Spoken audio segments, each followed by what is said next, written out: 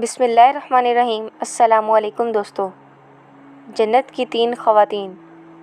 ہم اکثر جمعے کے خطبے میں خطیبوں کو جنت کے بارے میں بات کرتے سنتے ہیں اور سب کے دل و دماغ اس فریکوینسی پر متوجہ ہو جاتے ہیں۔ تاہم زیادہ تر خطیب جنت کا ذکر اس طرح کرتے ہیں جیسے یہ صرف مردوں کے لیے ہو، لیکن حقیقت یہ نہیں ہے۔ جنت مومن مردوں اور عورتوں دونوں کے لیے ہے۔ اس کی واحد قیمت اللہ پر ایمان، اللہ اور اس کے رسول سے محبت اور اللہ اور اس کے رسول کی اطاعت ہے۔ درج ذیل میں وہ خوشخبریاں ہیں جو رسول اللہ صلی اللہ علیہ وسلم نے اپنی 3 خواتین صحابیات کو دی تھیں۔ حضرت عائشہ رضی اللہ تعالیٰ عنہ سے روایت ہے، مجھے نبی کریم صلی اللہ علیہ وسلم کی کسی بیوی سے اتنی غیرت نہیں ہوئی جتنی حضرت خدیجہ رضی اللہ تعالیٰ عنہ سے ہوئی، حالانکہ وہ مجھ سے پہلے وفات پا چکی تھیں، کیونکہ میں نبی کریم صلی اللہ علیہ وسلم کو اکثر ان کا ذکر کرتے سنتی تھی۔ اللہ تعالیٰ نے آپ صلی اللہ علیہ وسلم کو انہیں یہ خوشخبری دینے کا حکم دیا تھا کہ جنت میں ان کے لیے موتیوں اور قیمتی پتھروں سے بنے محل ہوں گے، اور جب بھی آپ صلی اللہ علیہ وسلم کوئی بکری ذبح کرتے تو حضرت خدیجہ رضی اللہ تعالیٰ عنہ کی سہیلیوں کو اس میں سے ایک اچھا حصہ بھیجتے۔ صحیح بخاری۔ حضرت خدیجہ رضی اللہ تعالیٰ عنہ اور جنت کی خوشخبری۔ اسماعیل رضی اللہ تعالیٰ عنہ سے روایت ہے، میں نے عبداللہ بن ابی اوفا رضی اللہ تعالیٰ عنہ سے پوچھا، کیا نبی کریم صلی اللہ علیہ وسلم نے حضرت خدیجہ رضی اللہ تعالیٰ عنہ کو کوئی خوشخبری دی تھی؟ انہوں نے فرمایا، ہاں، جنت میں ایک محل کی جو قصب یعنی قیمتی پتھروں اور موتیوں سے بنا ہوگا، جہاں نہ کوئی شور ہوگا اور نہ ہی کوئی تھکن۔ صحیح بخاری۔ ابو ہریرہ رضی اللہ تعالیٰ عنہ سے روایت ہے، حضرت جبرائیل علیہ السلام نبی کریم صلی اللہ علیہ وسلم کے پاس آئے اور فرمایا، یا رسول اللہ صلی اللہ علیہ وسلم، یہ خدیجہ رضی اللہ تعالیٰ عنہا آپ کے پاس کھانے یا کسی مشروب کا برتن لے کر آ رہی ہیں۔ جب وہ آپ کے پاس آئیں تو ان کے رب اللہ تعالیٰ اور میری طرف سے انہیں سلام کہیے اور انہیں اس بات کی خوشخبری دیجیے کہ جنت میں ان کے لیے قصب قیمتی موتیوں اور پتھروں کا محل ہوگا، جہاں نہ کوئی شور ہوگا اور نہ ہی کوئی تکلیف۔ صبر کی مثال۔ جنتی خاتون۔ عطا بن ابی رباح رضی اللہ تعالیٰ عنہ سے روایت ہے، حضرت ابن عباس رضی اللہ تعالیٰ عنہ نے مجھ سے فرمایا، کیا میں تمہیں جنتی عورت نہ دکھاؤں؟ میں نے کہا ضرور۔ تو انہوں نے فرمایا، یہ سیاہ فام عورت نبی کریم صلی اللہ علیہ وسلم کے پاس آئی اور کہا، مجھے مرگی کے دورے پڑتے ہیں جس کی وجہ سے میرا جسم بے پردہ ہو جاتا ہے، براہ کرم اللہ سے دعا کریں کہ مجھے شفا مل جائے۔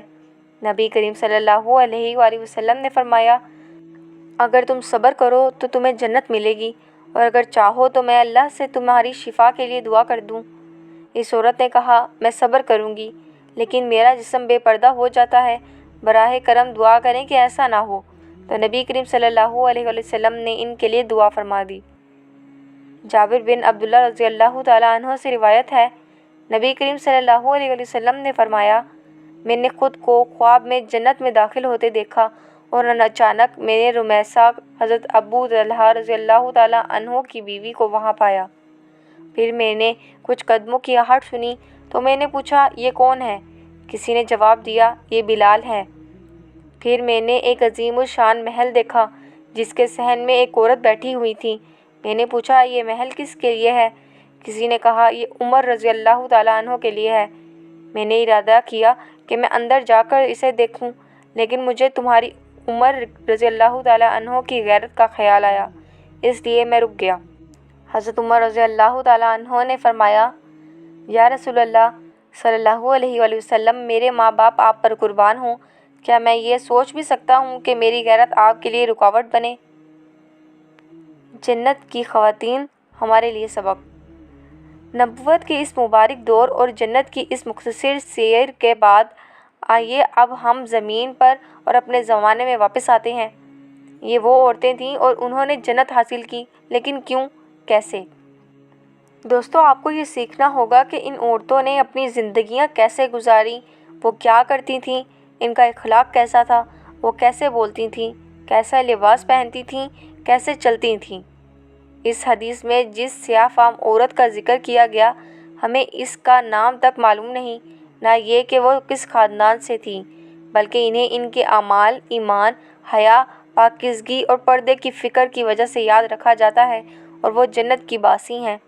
اور در حقیقت یہی چیز اصل میں اہم ہے۔ چند اہم نکات جو اس واقعے سے سیکھنے کے قابل ہیں۔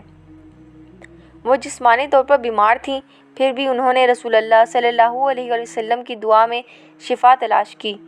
وہ جانتی تھیں کہ اصل شفا دینے والا اللہ ہے اور اللہ اپنے رسول کی دعا کو قبول فرماتا ہے۔ انہوں نے اس دعا کی تکلیف کو جھیلنا پسند کیا اور آخرت میں جنت کے دائمی انعام کو ترجیح دی۔ یاد رکھیں، ایمان، تکلیف، صبر، جنت ہے۔ انہوں نے بیماری کی تکلیف برداشت کی، جبکہ بعض دیگر خواتین نے معاشرتی دباؤ، خاندانی مشکلات یا دیگر مسائل اور اللہ کی رضا کے لیے جھیلا، جیسا کہ بعض صحابیات کا حال تھا۔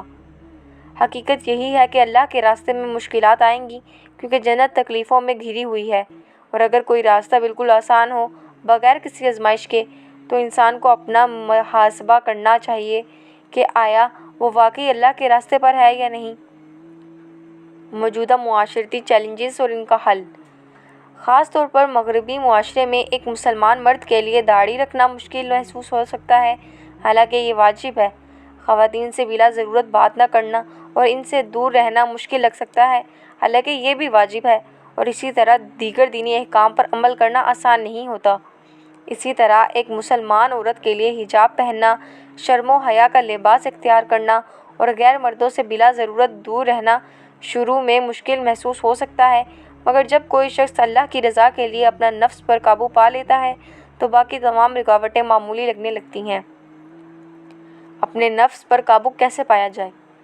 اللہ کو اس کے اسماء و صفات کے ذریعے پہچان کر، اللہ اور اس کے رسول صلی اللہ علیہ وآلہ وسلم سے محبت کر کے، اللہ اور اس کے رسول صلی اللہ علیہ وآلہ وسلم کی اطاعت کر کے۔ پھر اللہ کی مدد ضرور آتی ہے، کیونکہ جب اللہ راضی ہو جائیں تو دنیا گر بھی جائے تو کوئی پرواہ نہیں، اور اگر اللہ ناراض ہو جائے تو چاہے دنیا سلامت بھی رہے کچھ فائدہ نہیں۔ حجاب کی حقیقت۔ حجاب صرف ایک سر پر اوڑھنے والا کپڑا نہیں ہے جس کے ساتھ کوئی عورت باقی جسم کو تنگ یا جسم کی ساخت ظاہر کرنے والے کپڑوں جیسا کہ پینٹ وغیرہ میں ڈھانپ لے یا مردوں میں گھل مل کر بات کرے، جیسا کہ بعض جاہل اور گمراہ لوگ، خاص طور پر جدید پسند یعنی ماڈرنسٹ مسلمان خواتین کو باور کروانا چاہتے ہیں۔ یہ لوگ بہت سی بہنوں کو گمراہ کر چکے ہیں۔ حجاب صرف ظاہری پردہ نہیں بلکہ ایک مکمل طرز زندگی ہے جو جسمانی، اخلاقی اور روحانی ہر پہلو سے مکمل ہوتا ہے۔ حیا اور ایمان کی معراج۔ یہ عظیم عورت صبر کو پسند کرتی تھیں، مگر اپنی عزت، شرم و حیا اور پاک دامنی پر کوئی آنچ آنا برداشت نہیں کر سکتی تھیں، یہاں تک کہ جب وہ خود پر قابو نہیں رکھ سکتی تھیں، یعنی بیماری کے سبب بے پردہ ہو جاتی تھیں، تب بھی ان کا سب سے بڑا خوف اپنے جسم کا بے پردہ ہونا تھا۔ بے شک وہ حقیقی معنوں میں اللہ کی بندی تھیں، ایمان والی تھیں، مسلمہ تھیں، نیک، پرہیزگار، سچی، اللہ اور اس کے رسول کی وفادار، عقل مند، دانا، عظیم خاتون تھیں۔ انہوں نے کہا، لیکن میں بے پردہ ہو جاتی ہوں، لہٰذا اللہ سے دعا کریں کہ میں بے پردہ نہ ہوں۔ اگر الفاظ کو سونے میں لکھنا ممکن ہوتا تو یہ الفاظ سونے میں لکھے جانے کے لائق تھے۔ اے مسلم بہنوں، جنت چاہیے تو ان خواتین کی پیروی کرو۔ اگر تمہیں جنت چاہیے تو اس سیاہ فام خاتون کی پیروی کرو، اللہ ان سے راضی ہو۔ اگر تمہیں جنت چاہیے تو خدیجہ رضی اللہ تعالیٰ عنہ کی پیروی کرو، اللہ ان سے راضی ہو۔